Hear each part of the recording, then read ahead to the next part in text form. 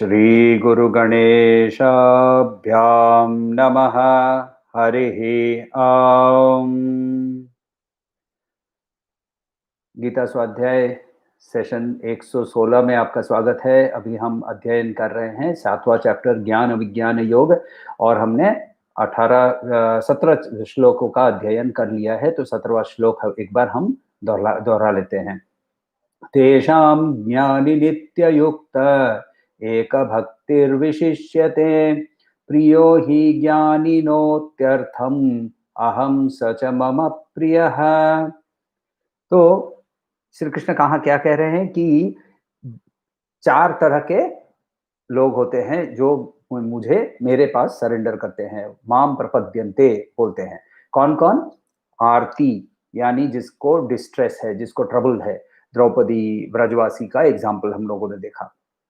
दूसरा अर्थार्थी, जिनको अर्थ in the form of something material जिनको चाहिए, जैसे विभीषण था, सुग्रीव था, ध्रुव था। या फिर जिज्ञासु, जिसको नॉलेज चाहिए कि मैं अभी भी अज्ञानी हूँ, मुझे नॉलेज चाहिए। ऐसे वाले भी खोजने वाले होते हैं, जिसके जैसे हम लोगों ने एग्जाम्पल में राजा जनक को देखा। और फिर ज्ञानी चौथा बताया कि ज्ञानी होते हैं। ज्ञानी का मतलब जैसे सनक ऋषि है, सनक आदि 4 भाई थे, तो सनक आदि ऋषि हैं, नारद मुनि हैं, सुख ब्रह्म हैं। ऐसे लोगों को, प्रहलाद है, तो ऐसे लोगों को वो ज्ञानी बोल रहे हैं। तो इन चारों को ही वो अच्छा मानते हुए भी ये बोलते हैं कि इनमें से ज्ञानी जो नित्य युक्त है, क्योंकि उसके अंदर में एक भक्ति है, इसीलिए वो मुझे बहुत प्रिय है और मैं उसको बहुत प्रिय हूं। तो यहां ऐसा नहीं है कि बाकी 3 अच्छे नहीं है। वो ये नहीं कह रहे हैं कि बाकी 3 अच्छे नहीं है, क्योंकि अनलाइक दी असुरी, जिसके अंदर में असुरी भाव जिसके अंदर में है, वो क्या करता है? वो बोलता है उसको भी वो भी आरती होता है, उसको उसको तंग किया जाता है। जैसे हिरण्यकशिप का ही एग्जांपल ले लेते हैं। हिरण्यकशिप के भाई को जब वराह मूर्ति ने मारा, तो उसको दुख हुआ, उसको ट्रबल हुआ, और उसके कारण वो तपस्या करके, फिर भी उसको तपस्या में क्या चाहिए? मुझे शक्ति चाहिए। तो वो आरती है, मगर वो अपने बल को यूज करने की कोशिश कर रहा है इस ट्रबल को पार करने में। वैसे ही अर्थार्थी तो रावण है, और बाकी हम लोगों ने जितने असुर के एग्जाम्पल ले सकते हैं, जो कि हम बोलते हैं तीनों लोगों को हम जीत लेंगे, हम ये कर लेंगे, वो कर लेंगे। तो ये भी किसी हायर पावर के पास जाने से अपने ईगो उनको रोकता है। और असुरी बिहेवियर के बारे में दंभ दर्प पौरुषय इत्यादि इत्यादि श्री कृष्ण ने खुद ही अर्जुन को समझाया था।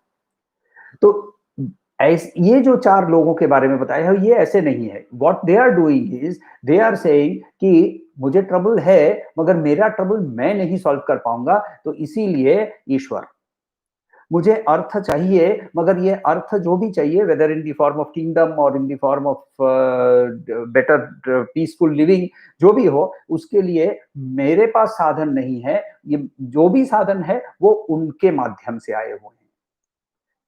तो वैसे ही वो श्री कृष्ण बोल रहे हैं कि चारों अच्छे हैं, क्योंकि चारों के अंदर में सत्व की भावना जागी हुई है, सत्व का गुण जागा हुआ है।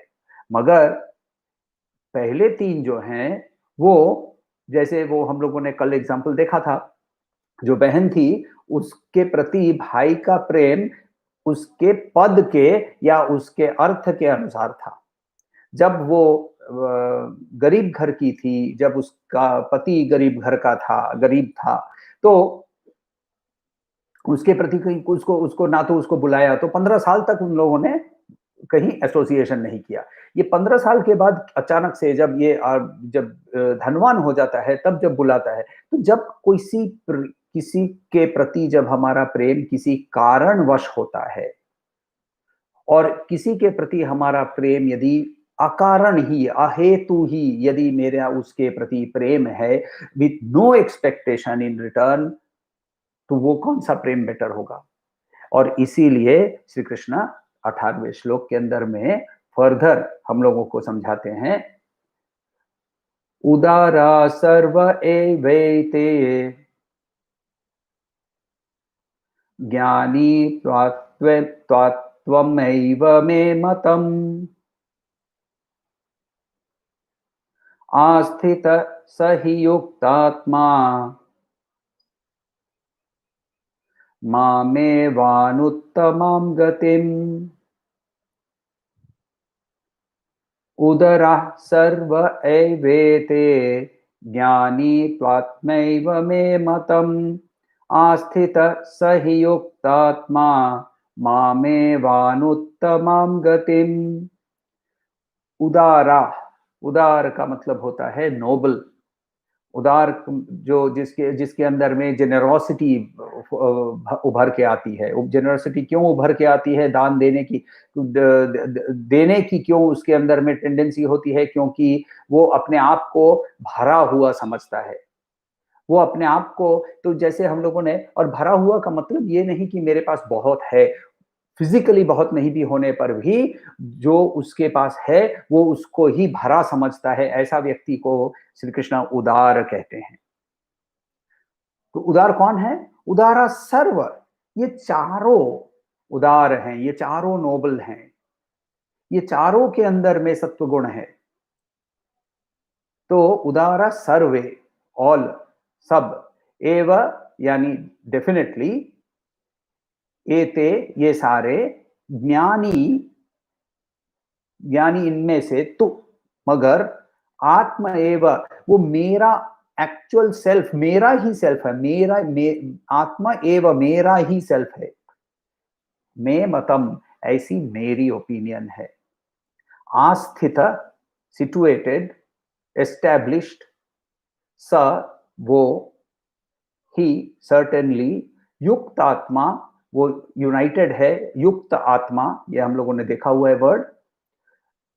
माम, मुझ में, एव सर्टेनली, अनुत्तमम, अनुत्तमम परम, जिससे उत्तम से ऊपर, गतिम गोल।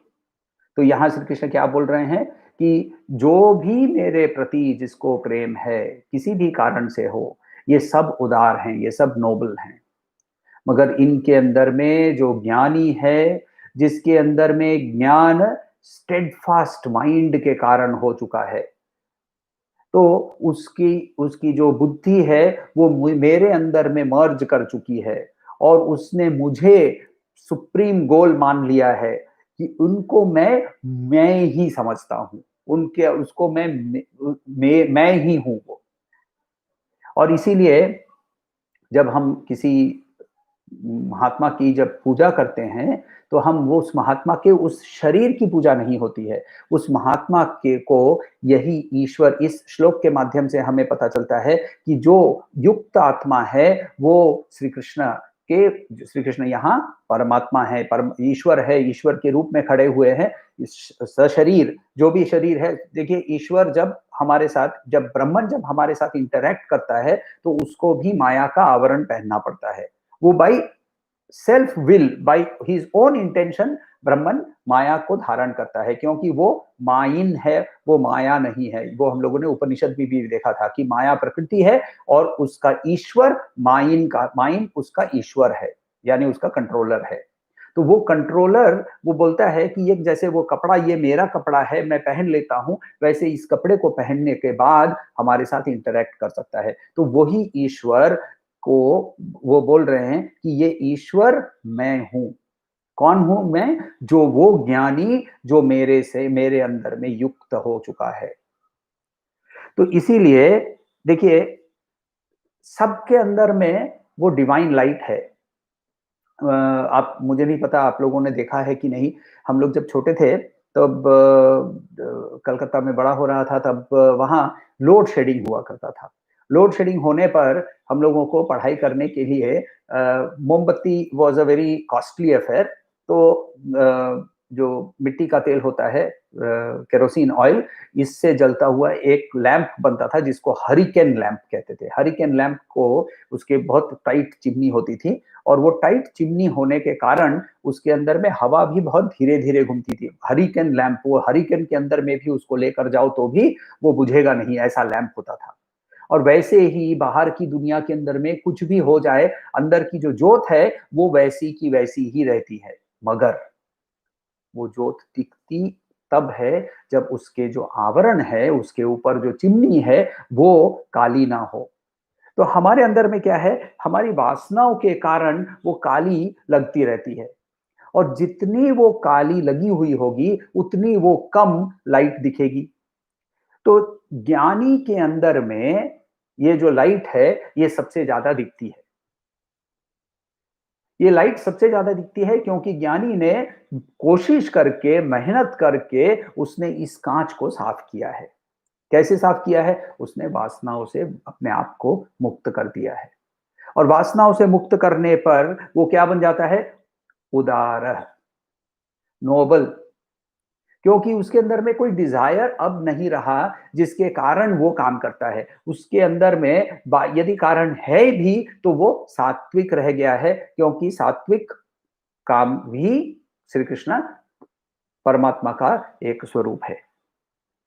तो जिस ज्ञानी का जो कांच है, चिमनी है, वो सबसे क्लीन है, सबसे साफ है, इसके कारण उसकी सबसे क्लियर लाइट बाहर निकलती है। तो ज्ञानी जो है, इसी कारण वो कहां पहुंचता है? गतिम अनुत्तमम। कब पहुंचता है? सबसे पहले पहुंचता है। तो बाकी तीन जो है, द्रौपदी है, ब्रजवासी है, जनक है, ये जो है ये पहुंचेंगे, मगर सनकादि ऋषि के जैसे, नारद मुनि के जैसे, प्रहलाद के जैसे जल्दी नहीं पहुंचेंगे, उनको टाइम लगेगा। उसके बारे में अगले श्लोक में बताया है, उसके बारे में हम देखेंगे। तो श्री कृष्ण ने पहले भी बताया है कि हम लोग सब पहुंचेंगे, सब मेरे रास्ते पे चल रहे हैं और पहुंचोगे, ये उन्होंने पहले भी कहा है। मगर जिसके अंदर में विवेक जाग चुका है, तो विवेक जागने पर क्या हुआ है कि जो रिजल्ट के प्रति हमारी एक एंजाइटी रहती है, एक एंक्शियसनेस रहती है, उसको हमने त्याग दिया है और उसके कारण हम क्या हो जाता है, हमारे अंदर में हमें एक समझ में आ जाता है कि ये जो बाहर की मटेरियल वर्ल्ड जो है, ये कंप्लीटली ट्रांजिटरी है, ये कंप्लीटली कंटिन्यूअसली चेंज है। बाहर की दुनिया का मतलब including this body, including this mind, और उसके कारण हम उस बुद्धि के कारण हमारी बॉडी माइंड इंटेलेक्ट की आइडेंटिफिकेशन हो जाती है, खत्म हो जाती है और उसका मनस उपासना के माध्यम से कंट्रोल हो चुका है। और उपासना के माध्यम से कंट्रोल होने पर वो क्या बन जाता है? श्लोक के अंदर में बताया है, युक्त आत्मा। युक्त आत्मा। तो एक प्रैक्टिस इसी के बारे में, हमारे अंदर में जो रिएक्शन होता है, और इसके बारे में हम लोगों ने जब चैप्टर 5 और चैप्टर 6 कर रहे थे, इसके बारे में मैंने 2-3 बार उल्लेख किया था। इसको मैं और एक बार दोहराता हूँ कि हमारे अंदर में जब जो जो प्रैक्टिस जब हम करते हैं, जब हम हमारे अंदर में जब हम किसी के साथ इंटरैक्ट करते हैं, तो उसके अंदर में एक प्रैक्टिस कोशिश करिए कि हम जो रिएक्ट करते हैं, उस रिएक्शन को रिस्पॉन्स में बदल दें। कैसे बदलेंगे? रिएक्शन को रोक देंगे। रिएक्शन कहाँ सबसे फास्टेस्ट होता है? मुंह के अंदर में से ना फटाक से जीभ चल जाती है। तो वो जीभ जो चल जाती है, उसको यदि हम रोक सकते हैं, तो वो रिएक्शन को रोकना हो जाता है। जैसे ही रिएक्शन को रोकना शुरू करते हैं, रिएक्शन मनस से आता है और रिएक्शन को रोकने का विवेक बुद्धि से आता है। तो क्या होता है? बुद्धि मनस को नियंत्रित करने लगती है, उल्टा नहीं होता है। और बुद्धि जब मनस को नियंत्रित करने लगती है, तो विवेक काम करने लगता है, विवेक जागृत हो जाता है और विवेक के कारण हमारे अंदर उपासना और भी प्रबल हो जाती है। तो ऐसा व्यक्ति जल्दी घर पहुंचता है, ये इसके बारे में उपनिषद कहता है कि विद्या च यदेव विद्यया करोति श्रद्धयोपनिषदा तदेव वीर्यवतरम भवतीति। तो वो कहता है, उपनिषद कहता है कि नॉलेज यानी विद्या के कारण और श्रद्धा के कारण और वेदों के कारण, वेदों के अध्ययन के कारण वो क्या बन जाता है? वो वीर्यवत्तरम, वो शक्तिशाली बन जाता है। शक्तिशाली का मतलब यहाँ बल, फिजिकल बल की बात नहीं हो रहा है, उसकी विवेक, उसकी बुद्धि वो प्रबल हो जाती है। तो ऐसा व्यक्ति जो है, ऐसा वो मेरे पास जल्दी ही पहुंच जाएगा, ऐसा श्री कृष्ण क्या कह रहे हैं? मे मतम, ये मेरा ओपिनियन है। तो यहाँ यह मेरा ओपिनियन का मतलब होता है, देखिए गुरु के स्थान पर खड़े श्री कृष्ण कभी भी शिष्य को ये नहीं कह रहे हैं कि ऐसा ही करो। सनातन धर्म के अंदर में गुरु की जो पोजीशन है, वो गुरु की पोजीशन बहुत क्लियर है कि गुरु आपको दिशा दिखा सकता है, मगर जाना हमें है, ये नहीं कि ऐसा ही करो। क्योंकि श्रवण के बाद हमें मनन करना है। तो ये जब भी हमको ऐसे वर्ड जब बीच में आते हैं, तो पहले इसके पहले 3 बार आ चुके हैं, मैं मतम का मतलब जब भी वो बोल रहे हैं कि ये मेरा ओपिनियन है, तब हमें थोड़ा-सा पॉज़ लेना है। और पॉज़ लेकर इन वाक्यों पर, इनके बताए जो भी इसके पहले तक जो भी बताया है, इन पर हमें थोड़ा-सा मनन करना है। और ये जब हम मनन करते हैं, तब हमें क्लियर होते रहता है कि हम, हमारा जो अपना सेल्फ है, अपनी जो आत्मन है, उसी की ओर हमारी आकर्षण हो रही है। ये आकर्षण हमारी खुद की ओर कैसे होती है? देखिए, एक एग्जांपल सिंपल सा है कि आपको आपके बच्चे के स्कूल में बुलाया गया है और वहाँ बच्चे सारे स्टेज पे खड़े हैं और एक कोरस में वो गाना गाने वाले हैं। आपको कौन से बच्चे का आवाज सुनाई देगा? क्लियर है ना? कि उतने सारे बच्चे, 50 बच्चे वहां खड़े होते हैं, मगर उसका ही आवाज बहुत क्लियरली, भले वो भ्रांति भी हो, मगर क्लियरली हमें ये लगता है कि वो बच्चे का आवाज मुझे क्लियरली सुनाई दे रहा है। क्यों? क्योंकि आपको उसके प्रति प्रेम है। ईश्वर बोलते हैं कि इसीलिए ज्ञानी का जो आवाज है ना, वो भी मुझे ही बहुत जल्दी पहुंचता है। Exactly in the same way, जैसे बच्चे का आवाज हमें पहुंचता है, वैसे ज्ञानी का आवाज जो है वो मुझे जल्दी पहुंच जाता है। और इसीलिए जब प्रहलाद कहते हैं कि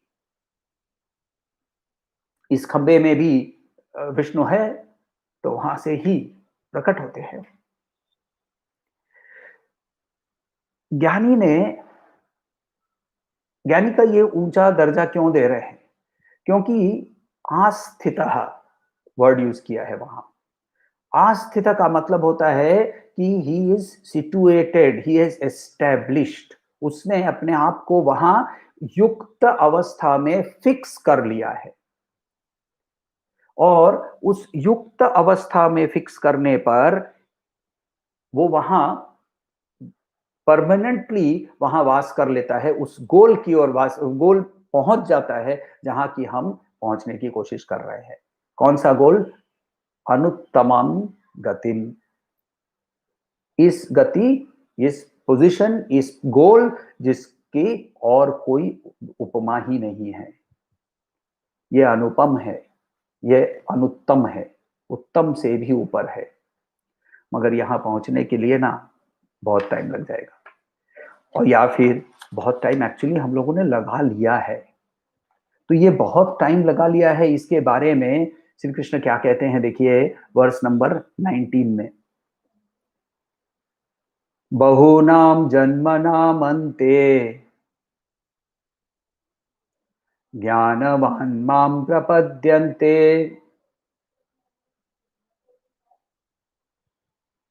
वासुदेव सर्वमिति स महात्मा सुदुर्लभः। बहूनां जन्मनामन्ते ज्ञानवान् मां प्रपद्यते वासुदेवः सर्वमिति स महात्मा सुदुर्लभः। तो बहुनाम जन्मनाम अंते, तो वहां पहले तो एक हमें बहुत डीपली एक श्रद्धा से, एक थैंक यू कहना, एक ग्रैटिट्यूड से एक प्रार्थना करनी चाहिए कि हमें इस जन्म में कॉन्शियसली इस पथ पर उन्होंने अग्रसर किया और उस पर हम काम करने को तैयार हैं। तो शायद थैंकफुली हमारे लिए बहुत जन्मों की जो वेट थी, ये हमारी खत्म हुई हो। क्योंकि श्री कृष्ण ने चैप्टर 6 वर्स नंबर 40 में क्या कहा था? श्री भगवान उवाच पार्थ नैवेह नामुत्र विनाशस्तस्य विद्यते न ही कल्याणकृत कश्चित दुर्गतिम तात गच्छति। तो उन्होंने कहा था पहले, राइट, कि पार्थ जो भी इस पथ पे आगे चल चुका है, उसके लिए ये जो काम उसने किया है वो विनाश नहीं होता है, वो खत्म नहीं होता है। He does not have to restart.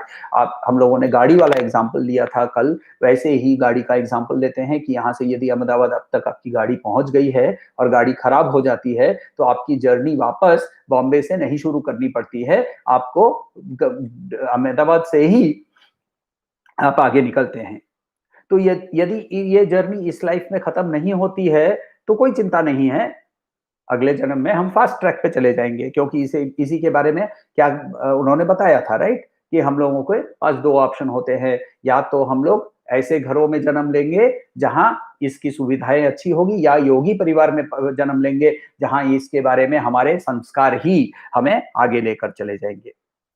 तो यहां इसका मतलब ये नहीं कि ये आसान है, और इसका मतलब ये नहीं कि चलो अच्छा अगले जन्म पे कर लेंगे। जैसे ही वैसी फीलिंग हमारे अंदर में आती है, तो कौन सा गुण आगे आ गया?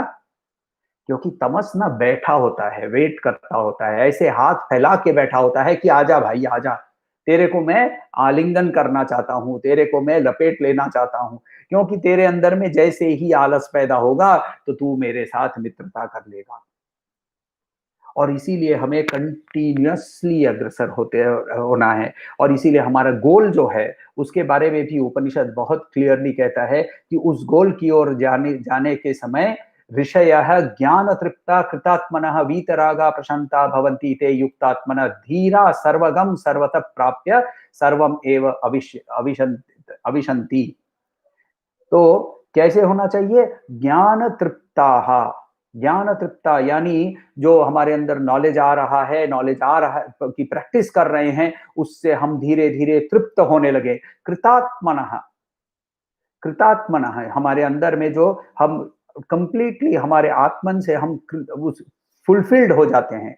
वीतराग, सारे हमारे जो राग हैं उनसे हम उनको त्याग करने के बाद प्रशांत, हमारे अंदर में शांति आ जाती है। ये युक्तात्मा धीर, यानी धीर का मतलब होता है विथ धैर्य, जिसके अंदर में है, जिसके अंदर में पेशेंस है, वो चारों ओर से इस ब्रह्मन की ओर जब पहुंचता है, तो इस ब्रह्मन के अंदर में सर्वम एव अभिशंति, इसी के अंदर में लीन हो जाता है। ये है हमारा गोल।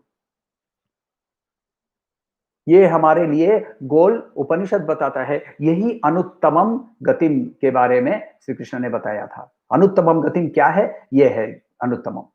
क्या मिलेगा हमें? एनाम संप्रप्य ऋषय ज्ञान तृप्त कृतात्मनः वीतराग प्रशांताः, ये हमें मिलेगा। तो इसके लिए हमें उपनिषद के अंदर में और एक जगह में बहुत सुंदर से बताया है कि एतात परमं ब्रह्म उद्गितामि सुप्रतिष्ठ अक्षरम चलत्र अंतरम ब्रह्मविद विदित्व तत्पर ब्रह्मणि लीन योनि मुक्त भवंती।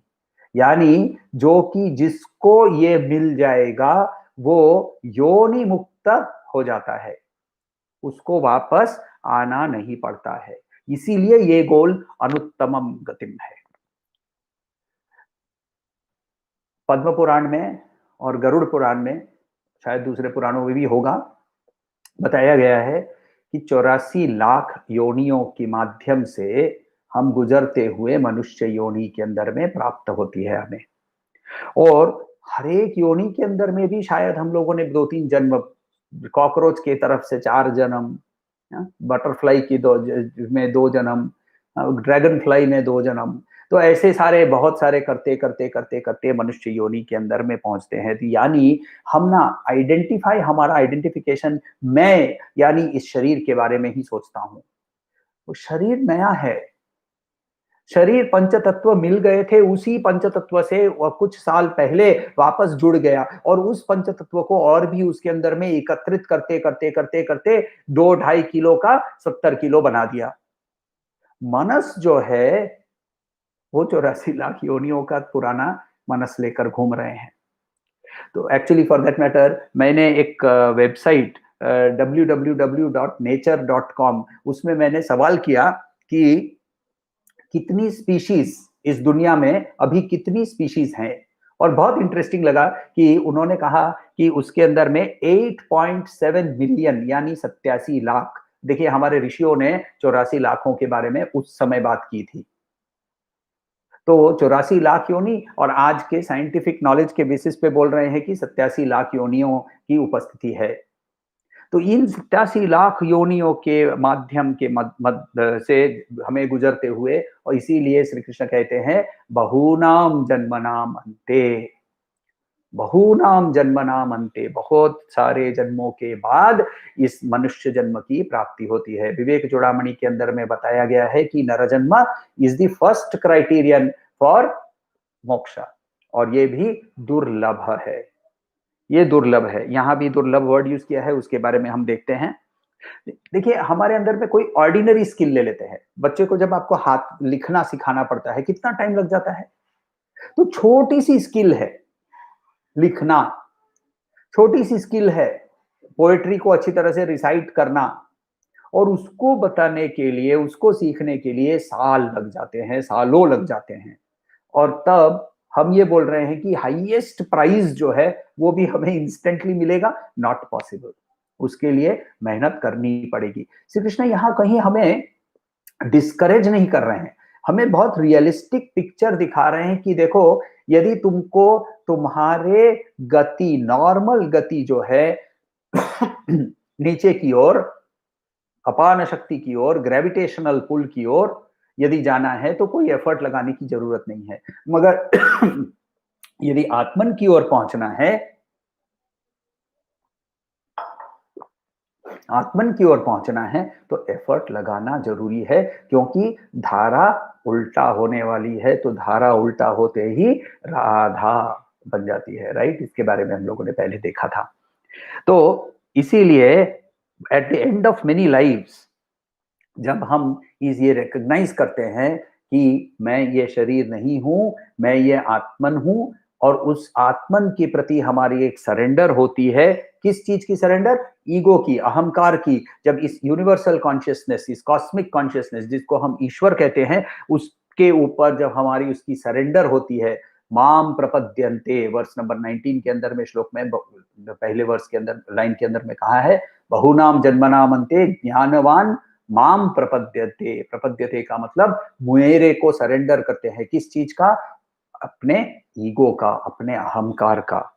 तब क्या होता है? इसीलिए एक तब वो जाकर उसको एक एक गति के अंदर में वो एस्टेब्लिश होने के लिए तैयार, लेस है, निराकार है, इसके कोई गुण नहीं है, ये निर्गुण है।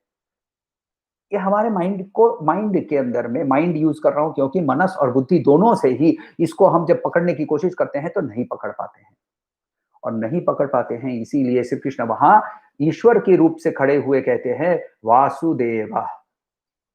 तो वासुदेव का मतलब होता है कि सर्वम वासुदेवम इति, ऐसा कहा हुआ है। ऑल सब कुछ वासुदेव है, ये जब मुझे समझ में आता है, ऐसा ही महात्मा को समझ में आता है। तो ज्ञानी जो है वो बोलता है वासुदेव सर्वमिति। श्री कृष्ण वहां खड़े हैं ईश्वर के प्रतीक बनकर, ईश्वर बनकर, और इसीलिए क्योंकि वो परपेचुअली युक्तात्मा है, वो परपेचुअली फॉर ऑल टाइम वो युक्त आत्मा है, और युक्त आत्मा ही मैं हूं, ऐसा श्री कृष्ण खुद ही कह रहे हैं। तो उस शरीर में जहां वो खड़े हैं अर्जुन को ज्ञान देते हुए, तो उस शरीर भी, शरीर समेत वहां माया से आवरण से ढका हुआ ब्रह्मन ही खड़ा है। ये मानकर उस स्टैंड पॉइंट से यदि हम देखें तो वहां श्री कृष्ण बोल रहे हैं कि वासुदेव सर्वेषु भूतेषु वसति यः वासुदेवः,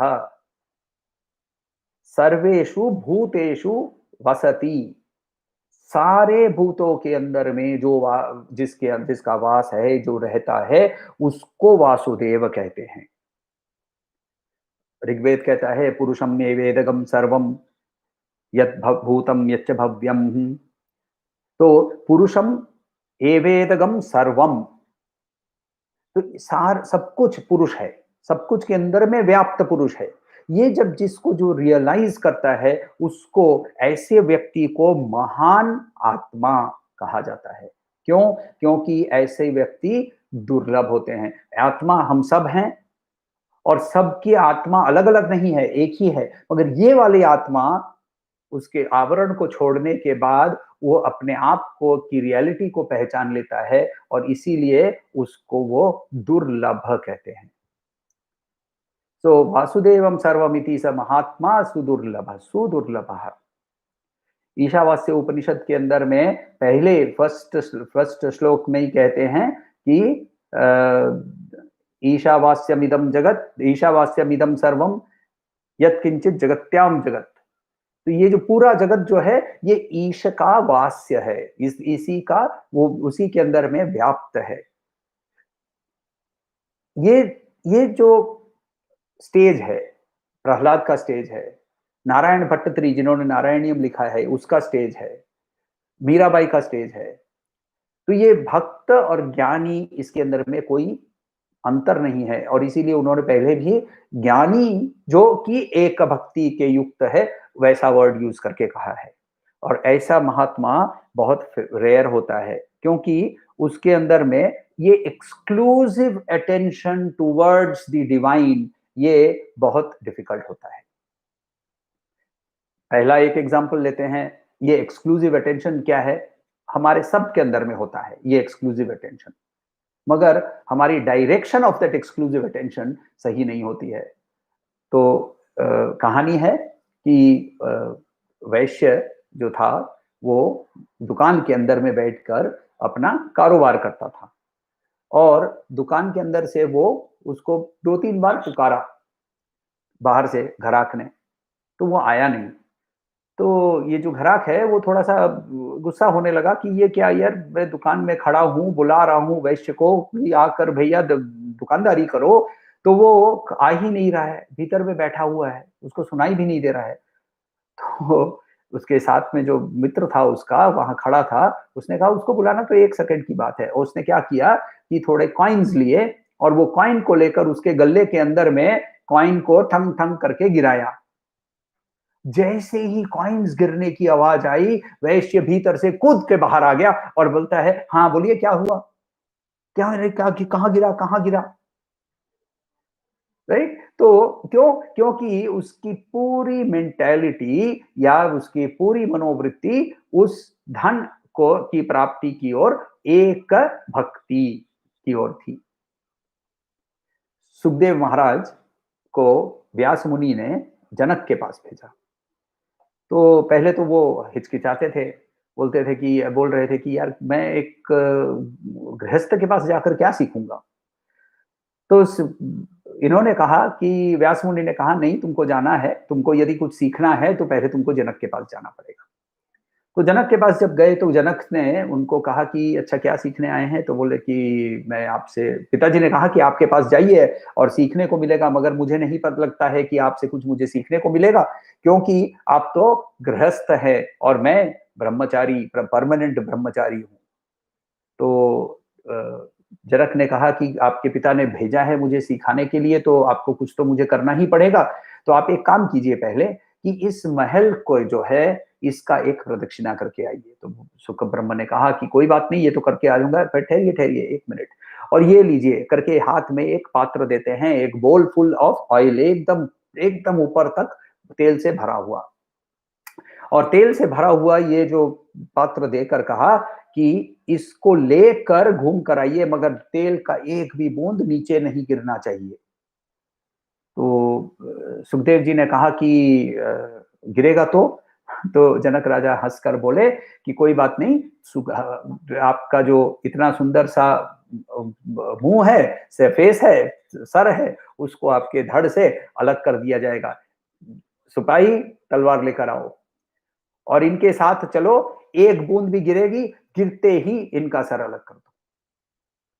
तो अब सुख ब्रह्म पूरा घूम कर आए, एक भी बूंद ऑब्वियसली गिरी नहीं, मगर घूम कर आए। तो अब राजा जनक ने उनको पूछा कि अच्छा ये बताइए कि पूर्व के द्वार पे से आप निकले और आप क्लॉकवाइज जा रहे थे, तो पूर्व के द्वार से घूमते-घूमते आप पहले दक्षिण के द्वार पे आए और दक्षिण के द्वार पे वहां जो हाथी खड़े थे, उनके ऊपर में चांदी से डेकोरेशन था या सोने से? तो सुखदेव ने कहा कि वहां तो कोई हाथी था ही नहीं। अच्छा ऐसा है क्या? पश्चिम के द्वार की ओर वहां जब गए तो वहां एक बहुत बड़ा कुआं दिखता है गेट के भीतर से, और गेट के बाहर से एक भीतर कुआं दिखता है और कुएं के पास बहुत सारी लड़कियां पानी ले रही थी। आपको कितनी लड़की वहां दिखी? वहां कोई कुआं ही नहीं था। फॉर दैट मैटर पश्चिम की ओर में कोई गेट ही नहीं था।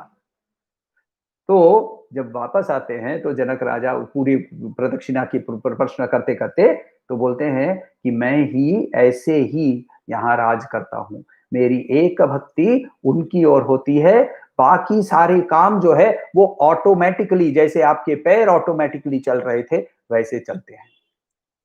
तो ये एक भक्ति, ये एक डायरेक्शनल, तो ये काम करते हुए भी देखिए एग्जाम्पल्स दोनों ही हम लोगों ने जो लिए, वो हम ये नहीं कह रहे हैं कि, और ना ही हमारे पुराण और ना ही हमारे वेद कहते हैं कि संसार को त्याग करने पर ही, संसार को त्याग नहीं करना है, ये संसार भी माया है, माया उनकी ही शक्ति है, उनको तो त्याग नहीं करना है, उसको ये खेल है समझते हुए उसके साथ हमें खेलना है।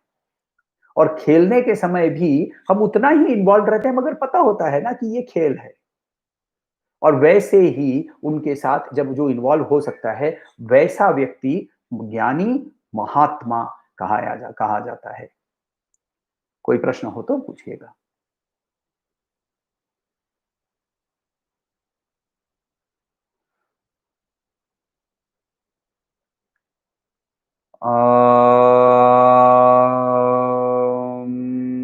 शांति शांति शांति।